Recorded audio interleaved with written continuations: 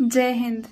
आप सभी लोगों का हमारे अपने YouTube चैनल वंदे BMS क्लासेस में बहुत बहुत स्वागत है। BMS के सिलेबस में चरक संहिता, सुश्रुत संहिता और अष्टांग हृदय और संग्रह हम लोग पढ़ते हैं। बेसिकली सेकंड और थर्ड ईयर में हम लोग चरक संहिता का पार्ट फर्स्ट और सेकंड देखते हैं। उसमें जो अभी CSAM का जो अभी न्यू जो रूल आया है उसमें कुछ 12 चैप्टर्स भी ऐड किए हुए हैं फर्स्ट ईयर में। तो हम लोग चरक संहिता शुरू करते हैं। हर एक चैप्टर की अलग अलग वीडियोस आपको इस वंदे BMS क्लासेस में अवेलेबल होंगी। तो कुछ बेसिक देखते हैं कि चरक संहिता बेसिकली 2 पार्ट्स में डिवाइडेड है। 120 चैप्टर्स हैं। पूरे चरक संहिता में 120 चैप्टर है और 8 स्थान बताए गए हैं। एक चीज़ और, जो हम जो पढ़ने वाले हैं ना चरक संहिता, वो ये वाली चरक संहिता है। यही ऑथेंटिक, मतलब मैं तो इसी से पढ़ती हूँ। और जितने भी लोग अभी BMS में आने वाले हैं, जितने भी न्यू स्टूडेंट्स हैं, तो मैं तो यही बुक प्रेफर करती हूँ। हिंदी की है ये, हिंदी टीका है। प्रोफेसर काशीनाथ शास्त्री और गोरखनाथ चतुर्वेदी, ये वाली इसी से पढ़ेंगे हम लोग, ठीक है। तो बहुत बेसिक से शुरू करेंगे, एकदम बेसिक से बताएंगे।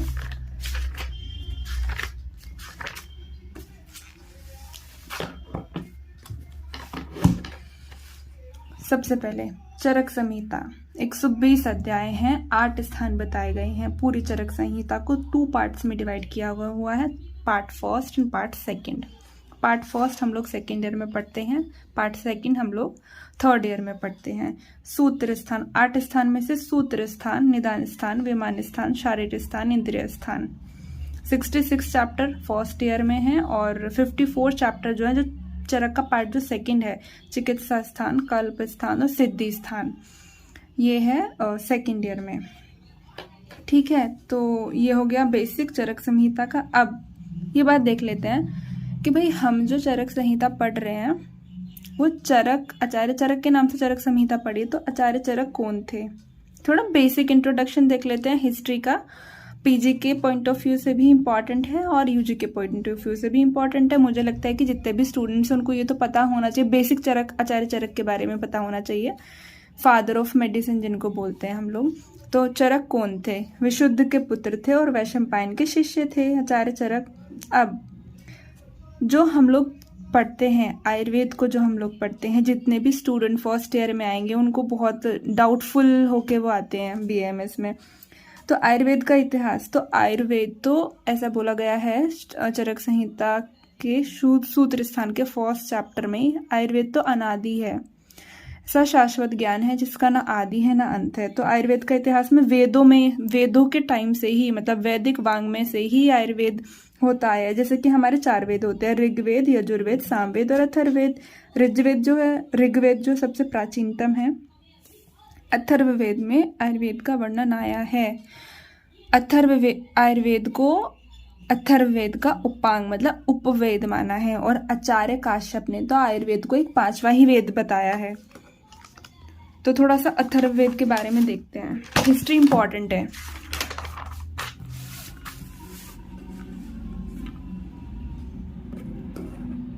आयुर्वेद को अथर्ववेद का उपवेद उपांग माना है। काश्यप ने आयुर्वेद को 5वां वेद माना है।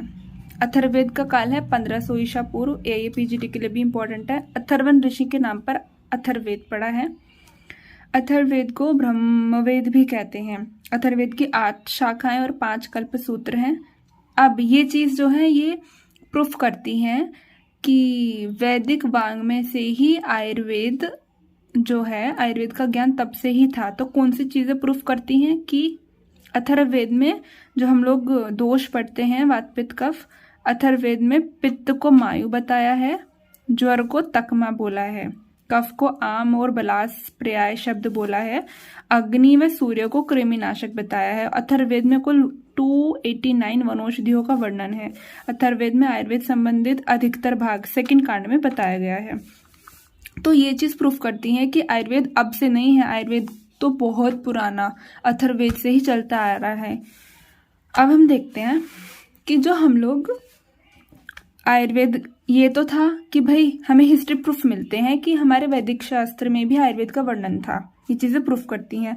अब ये चीज़ आई है कि आयुर्वेद आगे कैसे आया, मतलब आज जो हम लोग ये वाली जो टेक्स्ट पढ़ते हैं ये कैसे ये चीज़ें शुरू हुई, सबसे पहले कौन लेके आया। तो अलग अलग आचार्यों ने अपने अकॉर्डिंग अलग अलग चीज़ें बताई गई हैं। जैसे कि हम लोग जब आचार्य चरक संहिता पढ़ते हैं तो चाहे चरक के अकॉर्डिंग पढ़ेंगे, सुश्रुत संहिता पढ़ेंगे तो सुश्रुत के अकॉर्डिंग पढ़ेंगे। ऐसे अलग अलग आचार्यों ने अपने अकॉर्डिंग चीज़ें बताई हुई है।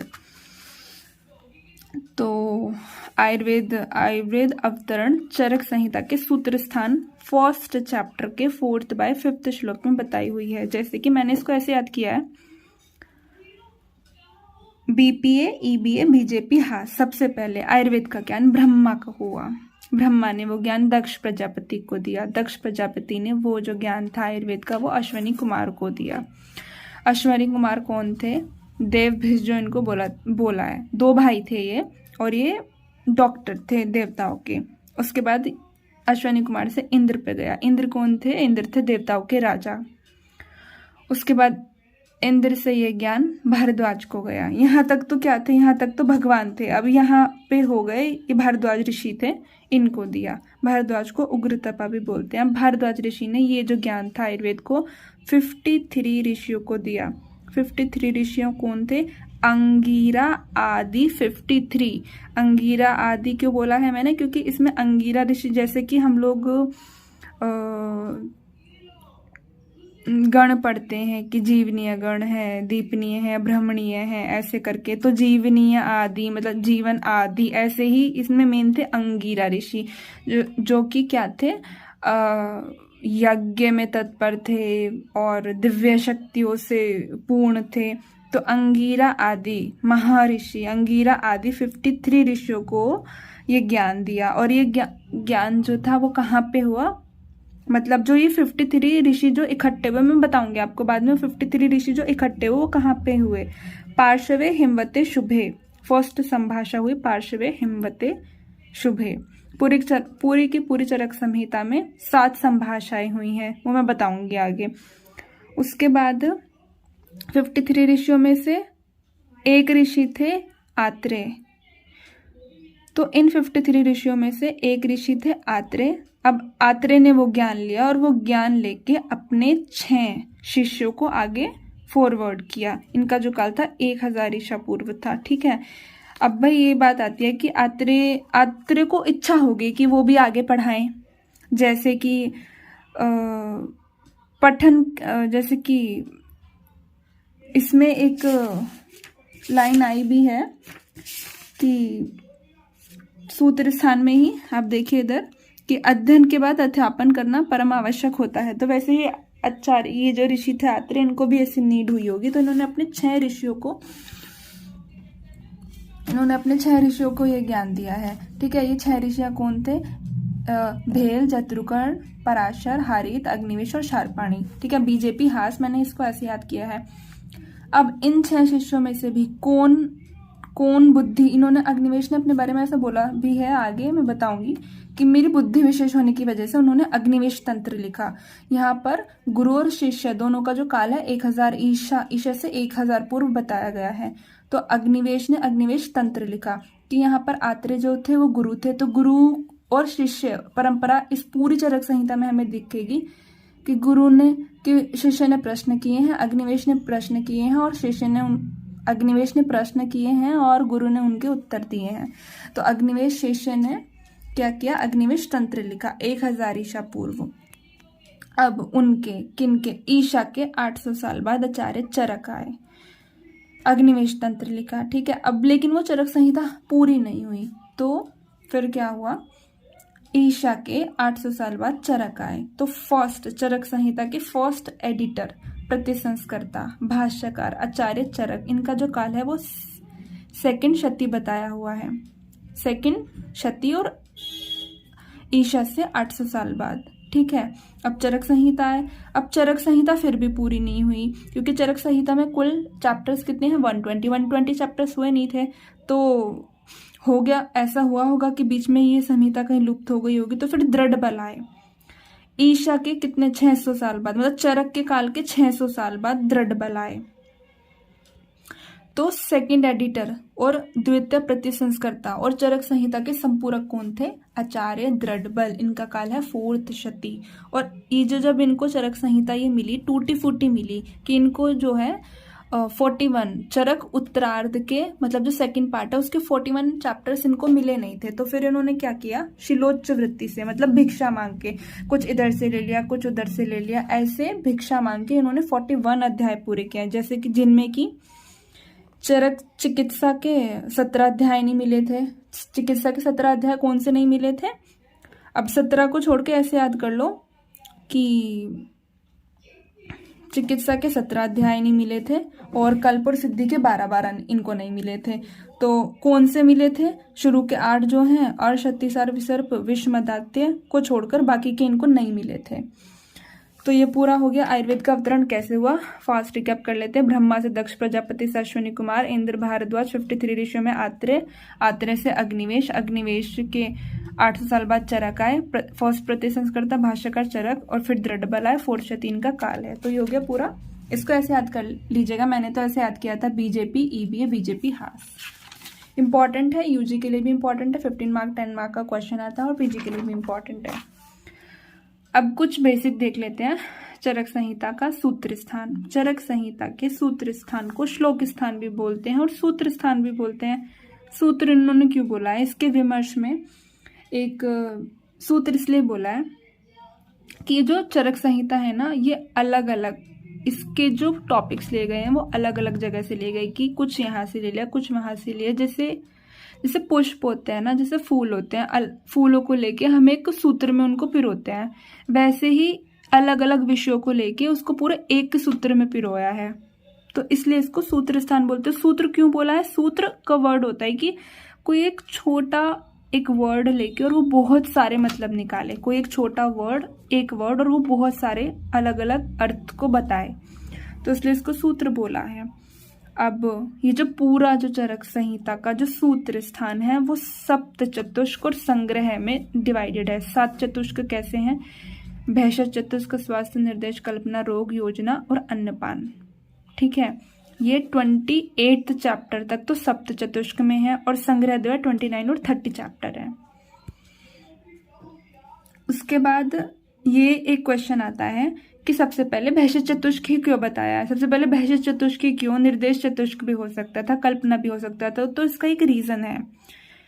आयुर्वेद का जो प्रयोजन है, मतलब आयुर्वेद का जो एम है, अकॉर्डिंग टू चरक, आचार्य चरक, जो फर्स्ट चैप्टर में बताया गया, उन्होंने बताया है स्वास्थ्य से स्वास्थ्य रक्षणम, आतुर से विकार प्रशमनम च। सबसे पहले जो इंसान हेल्दी है उसके हेल्थ का ख्याल रखना, हेल्दी को हेल्दी ही रहने दे, स्वास्थ्य के स्वास्थ्य को मेंटेन करना, और आतुर के विकार का प्रशमनम करना, जिसको रोग हो गया है उसको, उसके रोग को शांत करना। तो ये जो प्रयोजन फॉलो करता है स्वास्थ्य से स्वास्थ्य रक्षणम। तो जिस चैप्टर्स में स्वास्थ्य के बारे में बताया है, स्वास्थ्य के बारे में बताया है, सबसे पहले वो चैप्टर आता है दीर्घ जीवन, मतलब जिसको दीर्घ जीवन की इच्छा हो, जो चाहता है कि मैं लंबे टाइम तक जीऊं, दीर्घ जीवित, अपमार्ग तंडुल्य, आरगवदी अध्याय, षड्विरेचन, शत आश्रित अध्याय। इसके बारे में एक पूरी वीडियो है, उसका लिंक मैं डिस्क्रिप्शन बॉक्स में डाल दूंगी। अगर आपको और ज़्यादा अच्छे से याद करना है और पूरे सूत्र स्थान के अगर आपको चैप्टर्स लर्न करने हैं तो अब वो आप उधर से कर लीजिएगा। तो अब दीर्घ जीवन में ऐसा बताया गया है कि चरक विमान, सेकंड चैप्टर में मनुष्य की आयु के बारे में बताया गया कि सतयुग में इंसान जो था 400 वर्ष जीता था, त्रेता में 300 वर्ष, द्वापर में 200 वर्ष और कलयुग में 100 वर्ष की आयु बताई हुई थी। तो ये बेसिक हो गया सूत्र स्थान का। अब हम यहाँ से दीर्घ जीवित अध्याय को शुरू करेंगे। इसमें जो फर्स्ट 2 श्लोक हैं चैप्टर के, जो फर्स्ट 2 श्लोक हैं वो तो चैप्टर के नाम में ही खत्म हो जाते हैं। देखो, दीर्घ जीवित्य अथा तो दीर्घ जीवित्य अध्यायम व्याख्यास्यामः इति ही स्मः भगवान आत्रेय, और जो चैप्टर है वो 3rd श्लोक से शुरू है। तो यहाँ पर जो अथा तो वर्ड आया है ना, ये मंगल कारक वर्ड है। मतलब अथा तो मतलब ओमकार प्लस अथ, सबसे पहले ओमकार शब्द जो है सबसे पहले ब्रह्मा के कंठ का भेदन कर, मतलब उनके मुंह से ऐसा उच्चारण हुआ, मांगलिक, शुभ, मंगल, शुभ होने के कारण ओंकार प्लस अथ मांगलिक मंगल सूचक है और ये 8 मंगल सूचक पदों से मिलकर बना है। सबसे पहले हम कोई भी चीज़ शुरू करते हैं तो हम सबसे पहले भगवान का नाम लेते हैं, गणेश जी का नाम लेते हैं। तो ऐसे ही इन्होंने, इन राइटर ने बोला है कि भास्करम भारती देवी मिष्टम स्वपार्थिवेश्वरम गणेशम विघ्नहर्तारम नौमि वाग बुद्ध शुद्धये। तो हम लोग भी अब ये चरक संहिता शुरू करते हैं। विमर्श में आएंगे तो आपको अनुबंध चतुष्टय पे क्वेश्चन भी आता है। अनुबंध चतुष्टय कितने प्रकार के होते हैं? 4 प्रकार के होते हैं। अभिधेय, प्रयोजन, संबंध, अधिकारी। सूत्र स्थान में 4 प्रकार के सूत्रों को बताया गया है। गुरु सूत्र है, शिष्य सूत्र है, प्रत्यय संस्कृत सूत्र है और इक्य सूत्र है। उसके बाद ये जो चैप्टर है वो शुरू होता है श्लोक नंबर 3 से। भारद्वाज का इंद्र के यहाँ आगमन। मैं आपको जल्दी से बताती हूँ कि ज़्यादा टाइम नहीं जाएगा इस चीज़ में।